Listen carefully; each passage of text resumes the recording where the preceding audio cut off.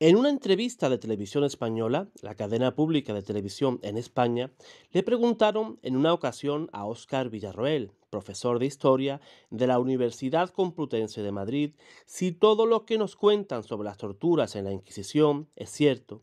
Su respuesta fue contundente. Eso es leyenda negra, a más no poder.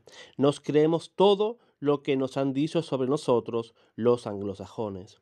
Es muy triste, pero es cierto, porque ellos dominan los medios y la información, pero también porque los sectores ateos y anticlericales hispanos aceptaron hace tiempo entusiasmados un argumento fuerte con el que atacar a la Iglesia, aunque sea a costa de creer que nuestros antepasados del siglo de oro eran una raza de brutos, oscurantistas e incluso catetos. Y muchos pensarán, y aún así pudieron lograr el dominio político, cultural y artístico de Occidente, totalmente irrisorio. Para empezar, por suerte, la tortura hoy es considerada algo abominable, pero en aquellos tiempos era vista como algo perfectamente legítimo y razonable hasta el punto de que no se extendería la justicia sin el valioso recurso de la tortura. Todos los tribunales civiles o eclesiásticos de todos los países europeos y del resto del mundo practicaban la tortura como parte lógica del sistema de justicia. Escenas que hoy nos parecen horriblemente crueles y bárbaras, por entonces eran vistas como algo normal. Y no podemos juzgar a las gentes de otras épocas utilizando nuestros valores modernos, y menos aún aplicar ese juicio a unos sí y a otros no. Los extranjeros que en aquella época criticaban a la Inquisición lo hacían no por torturar, sino por torturar protestantes y por hacerlo con una hazaña muy superior a la habitual. Ambas cosas, por supuesto, en gran medida son falsas. El jurista romano Aso, en el siglo XIII, definía la tortura de la siguiente manera. La tortura es la búsqueda de la verdad mediante el tormento. Esa definición es la que imperó hasta la llegada del siglo XIX en toda Europa. No se veía como un tormento sádico y cruel, sino como una herramienta necesaria para encontrar la verdad, al menos en casos graves. En la práctica, el Estado también la usaba como castigo, mas no la Inquisición. La Inquisición española, comparada con los tribunales de la época, dentro y fuera de España, era más bien un tipo de justicia blanda, refinada y erudita, formada por universitarios rara avis en aquella época, mientras por entonces era frecuente condenar a gente solo por falsas acusaciones e incluso fantasías, como el volar sobre escobas e incluso mantener relaciones con el diablo. La Inquisición estaba formada por hombres de leyes, formados en universidades renacentistas, críticos y escépticos en cuanto al valor de la tortura para descubrir la herejía. Al contrario de lo habitual, muchos de ellos buscaban la evidencia más al estilo moderno, investigando, buscando pruebas, razonando, que al de su propia época. Esto les llevó a desestimar acusaciones que en otros tribunales hubieran supuesto una condena a muerte segura. Su detallado manual de comportamiento, llamado Instrucciones del Santo Oficio de la Inquisición, obligaba a todos a seguir unos procedimientos muy determinados e imponer unos castigos claramente tipificados, de forma que se evitaba en gran medida los arrebatos y abusos tan corrientes en los tribunales civiles de entonces. Este manual prohibía de manera expresa muchas de las atroces torturas que eran frecuentemente usadas en otras partes de Europa. El historiador Stephen Hellicher, uno de los profesores universitarios que trabajaron en los archivos del Santo Oficio, dice que descubrió que los inquisidores recurrían a la tortura con poca frecuencia y generalmente durante menos de 15 minutos. De 7.000 casos en Valencia, en menos del 2% se usó la tortura y nadie la sufrió más de 2 veces. Y ello a pesar de que recurrir a la tortura era muy frecuente en los tribunales de la época. Veamos, por ejemplo, esta afirmación recogida en el Manual de Inquisidores, escrito por el gran inquisidor catalán Eymerich en la segunda mitad del siglo XV. Dice así: el tormento no es un medio seguro para conocer la verdad. Hay hombres débiles que al primer dolor confiesan incluso los crímenes que no han cometido. En cambio, hay otros más fuertes y obstinados que soportan los mayores tormentos. Si algunas torturas descritas en sus actas nos parecen salvajes, porque toda tortura, por supuesto que es salvaje, debemos saber que éstas eran mucho más frecuentes y salvajes en otros países europeos que en esos momentos estaban creando el mito. Por ejemplo, en Inglaterra se condenaba a muerte a quienes dañaran los arbustos de los jardines públicos. En Alemania les sacaban los ojos a los desterrados que osaban regresar a su hogar. En Francia, a los ladrones de ovejas les sacaban los intestinos, y solo por citar castigos para penas que hoy nos parecerían pequeñas o insignificantes. Penas graves conllevaban castigos como el descuartizamiento, el desollamiento y torturas aún más macabras y atroces. Nada de esto hacía la Inquisición, cuyas torturas, además de escasas, eran en comparación mucho menos crueles de lo normal y cuyas ejecuciones, también más escasas, no buscaban regodearse en la crueldad gratuita.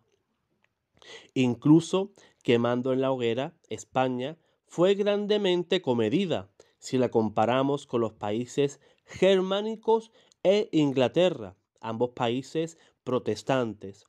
El castigo en Inglaterra para los hombres acusados de alta traición era el llamado hanged, drawn and quartered, que consistía en atarles y arrastrarles por el suelo con un caballo hasta el lugar de ejecución, una vez allí ahorcarles, pero solo un poco, de forma que sintieran el horror de la asfixia, que permanecieran conscientes para así poder sentir lo que venía después, que era cortarle los genitales, abrirles el vientre y sacarle las tripas, aún con vida, para después ser descuartizados cortándole la cabeza, manos y pies.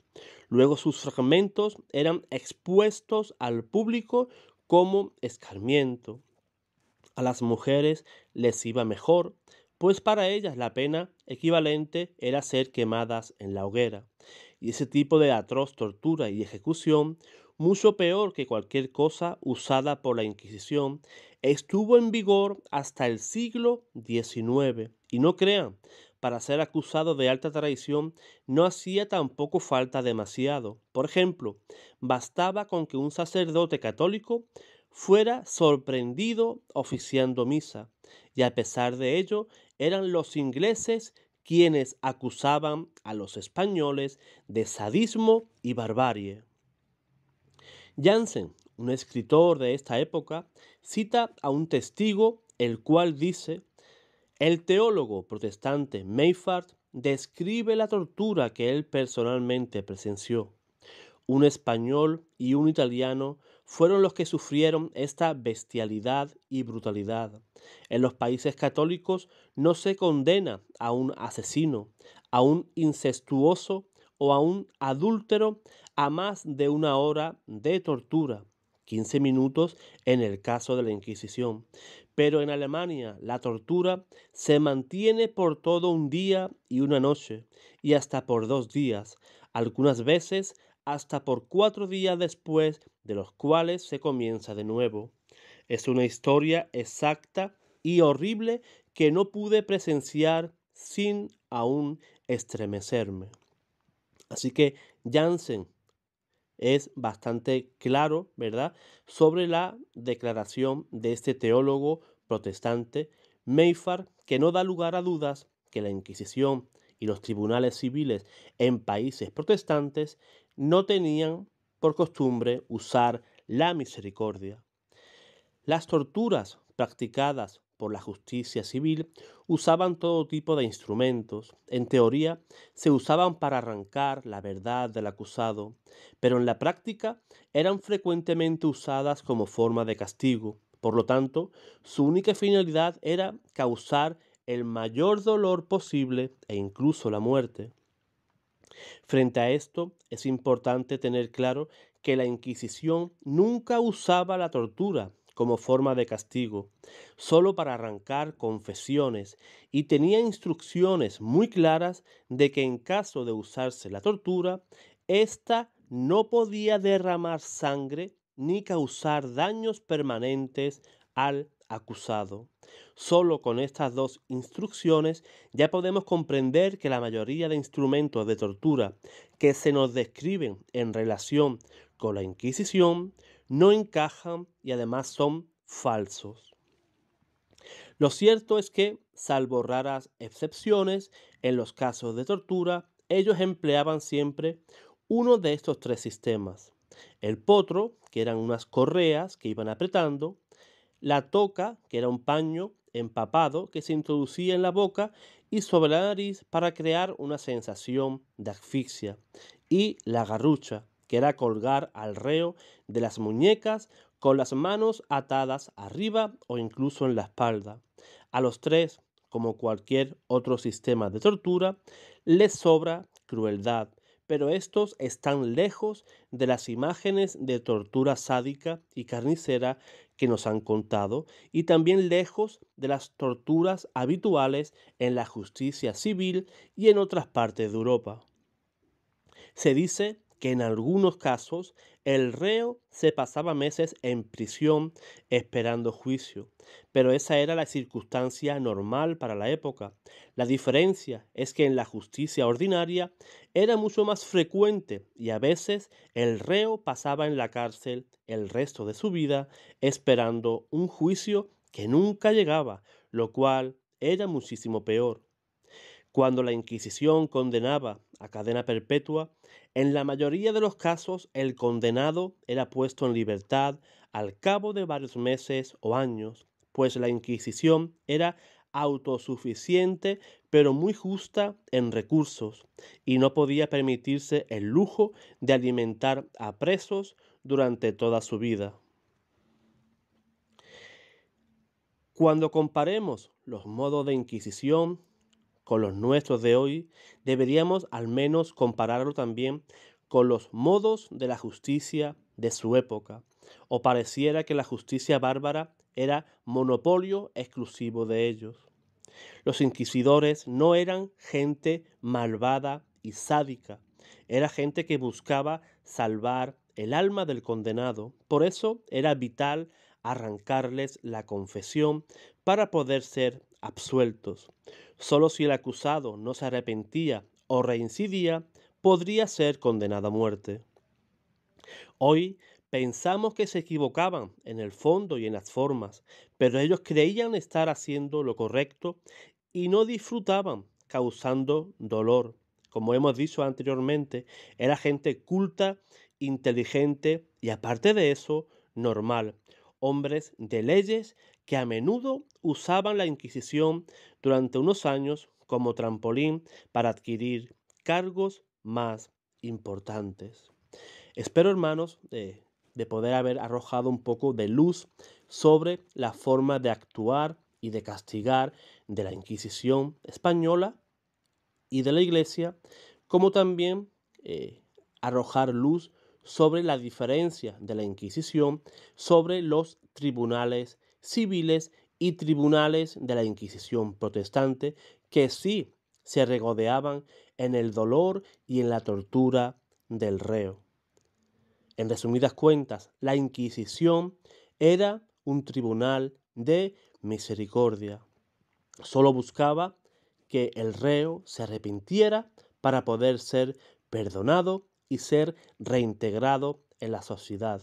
No se buscaba causar un mal indefinido al individuo, ni tampoco se buscaba quitarles la vida.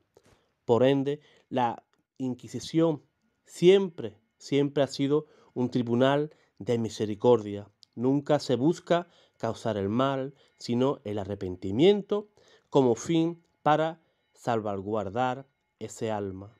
Dios te guarde, Dios te bendiga.